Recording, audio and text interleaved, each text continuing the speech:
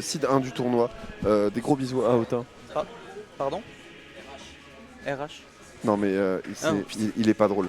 Laissez les régisseurs à la régie s'il vous plaît. C'est un petit flop. Alors que on se check du côté des deux joueurs, je pense qu'ils s'apprêtent déjà à partir en game. Ouais, je pense qu'on va partir tout de suite, hein. Pas trop de blabla, on part directement sur le set.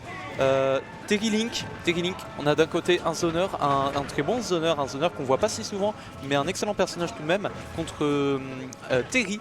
Un excellent brawler aussi qui n'est pas si représenté, donc en fait on a deux personnages plutôt rares en tout cas dans la méta actuelle, et pourtant deux excellents personnages. On part directement du côté de Indy, première stock enlevée en moins d'une vingtaine de secondes, un début de game explosif. Et tout à fait, on aura bien profité de ce début de game. On ne laisse pas le temps à Otakuni de se warm-up sur le jeu. Après tout, Ota vient quand même de cast pendant plus d'une heure. Du coup, il doit être un peu fatigué, mais c'est son choix et il n'y a pas d'excuse. Cela dit, pour Indy maintenant, il s'agirait de revenir face à un Otakuni qui sait camper et un Otakuni à qui on ne la fait pas. Et qui sait tenir ses positions. Ça, c'est quelque chose qu'on va voir pendant de très nombreuses fois pendant le set. C'est un Otakuni qui tient ses positions, qui garde la distance. Et parce que autant c'est un excellent joueur, mais c'est surtout un excellent joueur de son personnage, et son personnage excelle dans le contrôle du terrain. Et là, c'est vraiment ce qui va s'observer tout le long du set. C'est un Otakuni qui garde les distances avec Indy. Il est vrai d'ailleurs, parce que tu pratiques très bien le Otakuni, vu qu'à peu près à chaque fois que tu viens ici, tu joues contre lui. Exactement, je pense que je dois avoir une dizaine de sets contre lui, et à chaque fois, c'est une trentaine de minutes minimum. Des sets intéressants, mais très Ouh là là, attention, et oui, la classique combo de Terry qui va passer. Mais du côté d'Otakuni, on n'est pas vraiment impressionné, même si on est déjà à 102%, on prend son temps, on évite de se faire taper par ce Terry qui quand même arrive à pas mal gratter des pourcents. Attention quand même Ota, puisqu'on sait qu'il joue un peu au hasard, et des fois, si tu écoutes un peu trop les petites voix dans ta tête, ça peut mal se passer. C'est vrai que les petites voix dans la tête d'Ota, on en entend souvent parler, notamment le clip face à Cosmos. Iconique, le double F tilt into up B, tout ça au sol. Voilà. Oh, petit SD voilà. Malheureusement du côté de Otakuni qui hoche de la tête, qui s'en veut un petit peu, mais bon, ça arrive, ce sont les risques du métier. En tout cas, Otakuni qui accuse un léger retard, mais un retard qui reste léger, voilà, un retard qui est totalement rattrapable, quand même 90% du côté de Indy, et pour le moment une game où les deux joueurs s'échangent le neutral. Voilà, on n'a pas forcément d'énormes phases d'un côté comme de l'autre, on a une game even malgré l'avance de Indy. Tout à fait. Et du côté d'Ota, on va hanter le go de Terry en même temps que cette stock, puisque ce go, attention, il fait très peur. On rappelle le go de Terry qui lui permet de booster son Power Geyser, son espèce de dunk, autrement appelé le macro destruction. Deuxième SD, deux SD de Otakuni. Ota, par pitié. Les petites voix dans ta tête, Ota. C'est... que dire Otakuni format de Hazardino. Là, on a appuyé sur tous les boutons du côté d'Ota. Il nous fait de la magie, le Houdini des Miss Input. Le Houdini des Miss Input, exactement. Alors que j'ai oublié de puber le match. Si tu peux continuer de meubler. Oui, je vais meubler un petit peu. En tout cas, on a eu une game 1 avec des très grosses phases de la part de Indy, et surtout 2 SD de la part de Otakuni, et c'est triste à dire, mais sans ces SD là, la game n'aurait clairement pas eu le même résultat. Peut-être quand même une victoire de Indy, mais une victoire qui aurait été moins catégorique en tout cas. Quoi qu'il en soit, on part directement sur la game 2, de nouveau sur Holobation, les deux joueurs qui se sentent en confiance sur la map, et Indy qui déjà commence à se faire prendre dans l'effet boule de neige de Otakuni. Il campe et cela frustre notre joueur de Terry, ce qui l'amène à faire des approches peut-être un peu précipitées, et des approches qui peuvent l'amener à un déficit de pouce. Et on avait la bombe en main du côté de Otakuni, et on sait à quel point il est précis avec cette vilaine bombe, puisqu'il arrive à la manipuler et à l'envoyer un peu partout pour à chaque fois faire du spectacle, puisque c'est aussi un homme qui vit beaucoup pour les caméras, le bon Ota. En tout cas, on a le go qui est disponible du coup avec le Power Geyser et le Buster Wolf, si je ne dis pas de bêtises, mon petit Tarmogoyf. Et attention Ota, puisqu'on va mourir très vite maintenant. Oui, on est clairement une confirme de mourir là, un jab power dunk ou bien un jab crack shoot. Ces deux moves peuvent tuer, très clairement. Crack shoot, excusez-moi, Rising Tackle. Quoi qu'il en soit, pour le moment, l'un de... Aïe aïe aïe. Ouais, les deux joueurs n'ont pas l'air d'avoir envie de mourir, notamment Indy, avec beaucoup de belle tech, mais ce Buster Wolf un peu greedy, Et oui, et on s'est précipité du côté d'Indy, on a vu, c'est un peu bourré les spéciaux pour tenter d'arnaquer une hitbox sur Otakuni. Malheureusement, on ne se fait pas avoir aussi facilement pour le joueur de Link, et ça aura coûté la première stock à Indy. Cela dit, le joueur est très bien, on est face à un Link qui a déjà à 150%, et c'est pas trop grave si on prend des pourcentages, parce que ça veut dire qu'on aura accès plus rapidement au go. Alors, certes, on a accès plus rapidement. Oh, de nouveau une SD de la part d'Otakuni. 3 de suite quand même. Là, je pense que niveau mental, tu vois, ça fait un peu mal. Tu vois, genre, on risque peut-être d'avoir une petite perte de confiance, notamment au niveau des edge guards. Parce que sur le neutral, tout allait bien jusque-là. Mais non, quand même, 3ème SD de suite, c'est malheureux. C'est malheureux. Pas de tech cette fois-ci. Et oui, et encore une fois, Otakuni qui manipule très bien sa bombe et qui arrivera à empêcher Indy de revenir et même à le tuer. Exactement. Du côté de Otakuni, je peux déjà vous dire que après cette interview, dès qu'il reprendra le cast, il va dire mon exécution n'était pas au point.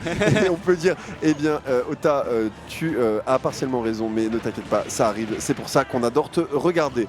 Très bien vu, très beau spike trouvé par Indy. Excellemment bien trouvé, et Indy qui retrouve un peu de momentum dans cette game qui pour le moment était vraiment compliqué pour lui, mais là on commence à trouver des phases, on commence à trouver quelques petits trucs, et déjà 56% trouvé, les pourcents sont quasiment égalisés. Indy qui peut-être va nous faire un excellent comeback sur cette game 2 pour pouvoir directement mettre Otakuni en position de balle de match.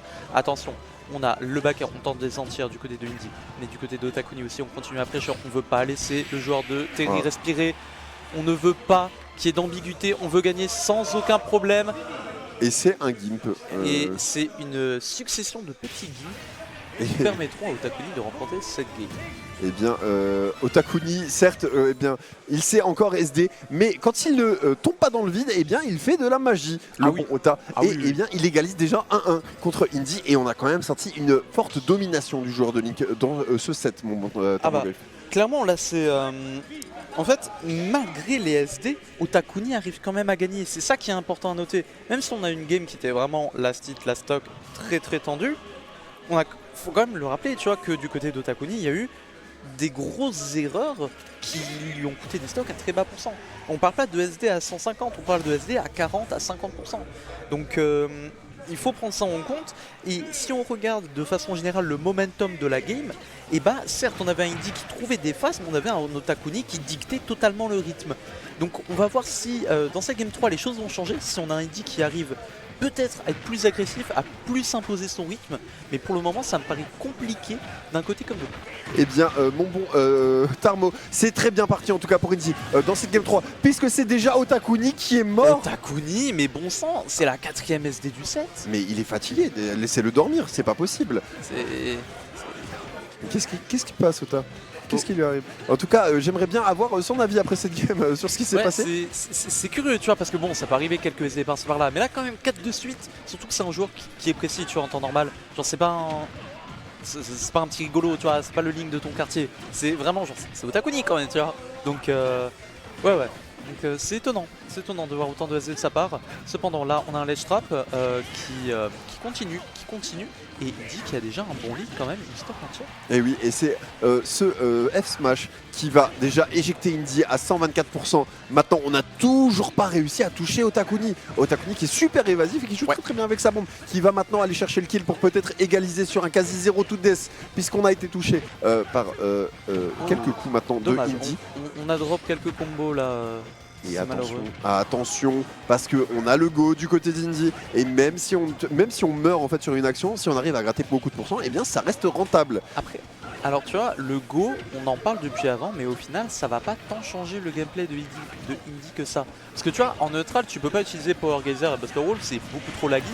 Et en fait c'est juste en fin de confirm, typiquement avec le down tilt ou bien le jab, tu peux peut-être chercher des Buster Wolf de temps à autre, mais en fait ça va pas changer le gameplay tant que ça, donc du coup je pense pas que Otakuni doive avoir si peur que ça de ce go, parce que là tu vois, ça va pas changer le neutral au final. Ça va juste enchaîner les confirmes. C'est vrai que si tu n'arrives pas à toucher ton adversaire, tu ne peux pas lui mettre tes combos. Et excellent, excellent. Et Otakuni qui se réveille cette fois. En tout cas, il n'est pas tombé encore dans le vide. Donc a priori, ça a l'air d'aller pour lui. Et dernière stock pour Indy sur cette Game 3. On se bat de nouveau pour la balle de match. Est-ce qu'on va pouvoir s'en sortir? En tout cas, on se fait un peu balader dans tous les sens pour le joueur de Terry. Et là, il faut revenir face au ledge trap de Otakuni. C'est chose faite. Et maintenant, à voir si on arrive à reprendre le neutral. Ouais, là, Otakuni, clairement, il est sorti. Ouh. Là, il est sorti de son lit. Clairement, là, il s'est bien réveillé. On a quelque chose de beaucoup plus agressif, beaucoup plus incisif, j'ai envie de dire. Donc, ouais, vraiment. Oh, la belle phase. Là, Otakuni qui nous propose de très belles choses, en tout cas, sur cette fin de Game 3. Et on a un Eddy qui est complètement surmené par tout ce que fait le joueur ancien. Oh, mais Ota, arrête. Lâche ça. Ota il l'a encore fait, c'est la 4e fois qu'il meurt sur un EP en désert. Attends, j'ai une théorie. En fait, il se SD à des pourcentages où il pense qu'il va mourir pour éviter que Indy ait un ascendant psychologique sur ses kills. Eh bien, je ne sais pas, en tout cas, ça a l'air de bien fonctionner, puisque Indy, qui a l'air, ma foi, très pensif, vient de mourir. Et c'est déjà balle de match pour Otakuni. Effectivement, balle de match qui était à 2 doigts d'être du côté de Indy il y a de ça une game. Et qui maintenant est en possession de Otakuni. Et comme on le voit vraiment, on joue très bien avec ce boomerang. Into faire et ça tue. Classique, confirme de Link, boomerang faire. Ça marche toujours très bien. Très bien. J'en perds mes lunettes de soleil, mon bon Tarmogoyf, parce que là, c'est un peu la débandade pour Indy, même si on avait réussi à trouver un bon rythme au début. Ouais. En fait, on a toujours une entrée en matière assez explosive du côté d'Indy, puisque la première stock est toujours à son avantage. Oui. Cela dit, Ota arrive toujours, à force d'adaptation, peut-être aussi, à maintenir son adversaire à distance avec sa cuisine, ce qui fait que Indy est en galère totale. D'ailleurs, de nouveau PS2, je pense que c'est une map qui favorise plutôt les honneurs de façon générale du fait de son layout. Après, les Blazones sont peut-être pas forcément à l'avantage de Link, sachant qu'on a Terry qui a le Burning Knuck, le AB. Le AB, je ne sais pas comment ça s'appelle. J'ai oublié le nom, vous m'en excuserez. Mais effectivement, le AB qui peut tuer vers le haut, qui est un key move assez intéressant lorsqu'il est fait avec l'input chargé. Comme là, voilà, lorsqu'il brille en bleu. En tout cas, on n'aura pas trouvé de confirme là-dessus pour Indy. Et maintenant, c'est Otakuni qui, pour une fois, a l'avantage sur une première stock dans ce set. Ouais. Otakuni qui, de nouveau, met Indy en ledge trap et puis continue ses phases. Et là, le classique ledge trap, la petite bombe, le forward tilt. On couvre beaucoup de choses de cette façon. Et Otakuni qui prend de nouveau un lead sur cette Game 4. Et tout à fait, le buff TOTK est toujours effectif visiblement, puisque maintenant c'est Otakuni qui mène la danse et c'est du troll qui est très bien trouvé. Attention Otakuni de ne pas mourir là-dessus maintenant, on a un peu peur, honnêtement ça fait du suspense. On n'a pas trop cherché à extendre et justement on joue assez safe du côté d'Ota. Ouais, je pense vraiment ces 5 SD dessus qui lui ont fait vraiment peur. Tu sais, même s'il gagne, t'as quand même ce ressenti en mode putain, j'ai mis 5 fois, ça m'a coûté 5 fois ma stock. Et je pense que du côté de Otakuni, on est un peu stressé vis-à-vis de ça. Tu vois, genre là, c'était pas un reverse up B, tu vois. Le B, il était vers le stage. C'est quand même assez curieux de le voir faire ça. Donc, ouais, je pense que ça joue un peu. C'est même sûr, tu vois. Donc, ouais. Wow, c'est très bien trouvé pour Otakuni qui déjà commence à enterrer le bon Indy. On arrivera à revenir sur cette bombe, mais on va être puni directement par un up smash. Up smash, très bien trouvé de la part de Indy. Et Indy qui a encore la possibilité de revenir dans ce set, mais il y a un monde et il va falloir s'attaquer tout de suite au pourcentage de ce link pour pouvoir réussir à remonter et passer en winner final. Et oui, mon bon Tarmo. Et là, Otakuni a complètement la liberté de faire ce qu'il veut. Là, on voit, il s'amuse un peu avec sa bombe. Du côté de Indy, on ne veut pas se laisser faire. Et on veut chercher ce kill le plus rapidement possible. Parce que peut-être qu'on peut arnaquer en fait une petite game. Ouais, c'est tout à fait possible. Surtout qu'on connaît Terry, c'est un personnage avec un gros damage output, avec de très bons confirmes, de très bons outils de kill. Du coup, c'est tout à fait possible de la part d'Indy de voir un comeback, même si c'est compliqué. Ce n'est pas impossible. Belle recovery ici, mais attention, on reste en ledge trap face à un Link qui connaît ses kill moves et qui est prêt à tout moment à sortir l'épée pour prendre ses stocks, mais le Power Geyser qui prendra la stock de Takuni, mais Indy, le saut de trop. Et oui, le Macron explosion n'aura pas suffi pour gagner la game. Et c'est Otakuni qui gagne la game, en fait 3-1. Oh pardon, excusez-moi, je n'ai pas mes lunettes de soleil. Désolé, je ne voulais pas vous choquer. Voilà, elles sont revenues. Tu peux remettre la camcaster, mon bon Ilod.